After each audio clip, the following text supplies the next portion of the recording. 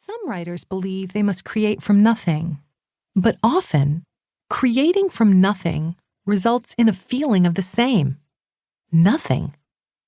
Over the course of this book, I'll share several components of story. I'll use examples from my own life and encourage you to contemplate yours.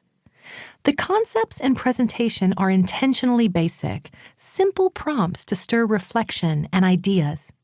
Since my experience is as a novelist, much of the content pertains to fiction writing. As the chapters progress, you may notice a layered effect, with themes from previous sections being incorporated through storytelling examples, essays, and assorted structure forms. And because I'm a writer who is passionate about history, I'll include some historical details for you to uncover and discover. There are many methods of storytelling. To craft something memorable, I find it helpful to cross-examine my own memories and emotions and infuse those reflective elements into the building blocks of my story. Of course, be gentle with yourself and use your own best judgment in deciding which memories to return to. But if you feel able, put a piece of yourself into the project. When you do, you'll pull the reader to the page and share something resonant and meaningful that will keep them there. Heart.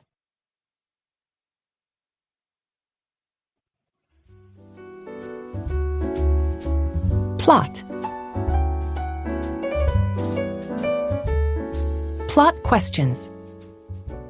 Why are some stories so engaging?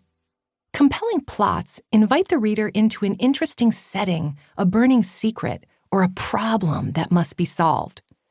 The crucial element of plotting is that the character has to want something, and the reader must know and understand that want. As you think about your story, mull over these 10 essential questions. Not all genres contain the following elements, but if you can answer these questions, you'll have a deeper understanding of your story. Inciting incident. What event sets the plot into motion? The prize. What does your main character want? The strategy. What does your character decide to do in order to get what they want? The conflict. Who are some of the people working against your character? The stakes. What will be the consequence if the plan does not work? The bleakest moment. What happens to make things look hopeless? The lesson. What does your character learn about themselves, others, or life? The decision. What does your character do because of what they've learned? The whole. In what way does your character need to grow emotionally? The backstory.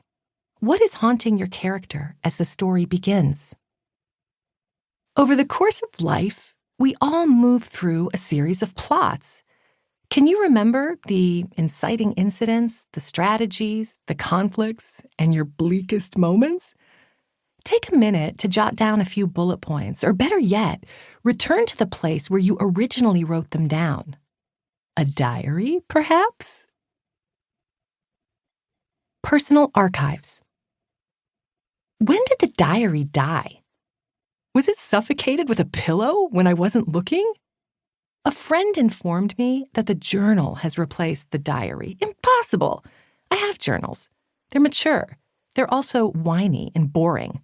A diary is for confiding your most embarrassing secrets or your most profound fears. A diary is where you'll find the good stuff. Diary, noun. A confidential record of events in somebody's life, often including personal thoughts and observations. Journal, noun. Somebody's written record of plans and postulates. I completely fabricated those definitions to support my point. To me, a diary and a journal just aren't the same. In a journal, you blather about the Camino de Santiago trek you'll take when the spirit moves you. In a diary, you confess you had a dream where you accidentally made out with your neighbor. In a journal, we write about what could be or would be. In a diary, we write about what is. We stick to the facts. For example, my brother drowned my Barbie. I snuck into his room and farted. That's an